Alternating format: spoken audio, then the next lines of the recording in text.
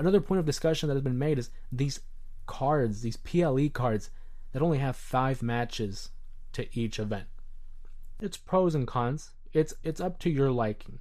I remember growing up as a pro wrestling fan when pay-per-views were about, 7 to 8 matches. That was about your average. You had most of the championship matches were included, a couple of the undercards, you had the mid cards, and of course your main events. It was typical to get 7 to 8. It's a sweet number. But in recent years, more like the last year and a half, we've been getting 5 matches. Obviously, you get your big main event. You have your second match that could be a main event, but it's not. And then you have your other 3, which are the mid card and just important storylines going on. I, for one, am okay with it. I know there's an argument to be made that you could have had match 7 between Andrade and Carmelo Hayes. You could have had Sami Zayn versus Gunther for the world title. And if I had to choose between those two, I probably would have had the Gunther versus Sami Zayn matchup by far. But the argument that can be made is that when you're doing these 5 match PLEs, you are lending more time to the card. Let's say a matchup like a Damian Priest and a Finn Balor, including entrances, gets like 30 minutes. You add another match, it's probably going to get docked to about 20-25 minutes, and that's not, counting taking away for entrances. So you're looking at really like a 18-minute match. Maybe. That's just an example. You're given them more opportunity to tell the story. And that's one of WWE's many strengths, is the storytelling that they are providing week in and week out, which leads me to this segue. If we don't have matches like Andrade versus Carmelo, Sami Zayn versus Gunther on these PLEs, you are now opening the door for them to appear on episodes of Monday Night Raw and Friday Night SmackDown, making those shows must see. And I think that's the way to go. It makes it feel like you can't miss an episode. Whereas if you were to have it on the PLE, you can blow off some steam, blow off an episode here and there just to catch the PLE. But when it's not included, you're left wanting more. You're left wanting to support them. That's how you get guys over.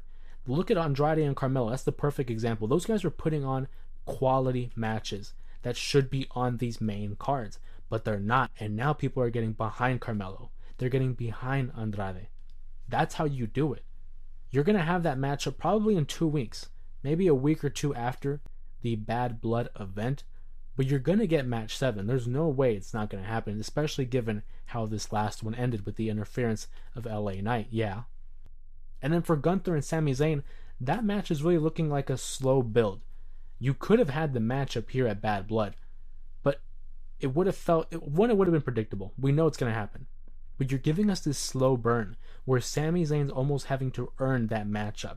And I think that's the way to go, because some people can make the argument, well, Sami Zayn just popped out of nowhere and but basically threw his name in the hat for a championship opportunity against Gunther. And Gunther's saying, who the hell are you to come and step up to the world champion? Well, I'll tell you who he is.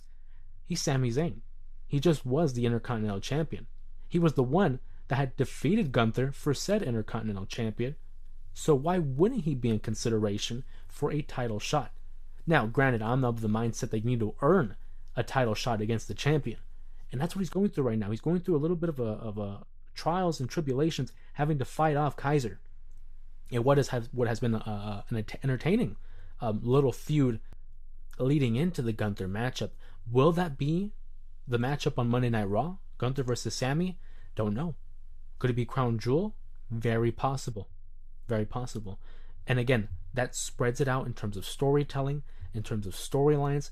You have another marquee matchup for a big PLE like Crown Jewel on the horizon, and you're left wanting more. You want to support this guy. You want to support the story. So I'm a fan of the 5-match card. I think 6, maybe, depending on what match we're talking about. In the case of Bad Blood, I probably would have liked Gunther versus Sami, but I feel like there's still a little bit more meat on the bone here in terms of the intensity. You want to build it up. And I think Sami versus Gunther more likely will be happening at like a Crown Jewel, maybe an episode of Monday Night Raw. Anything's possible at this point.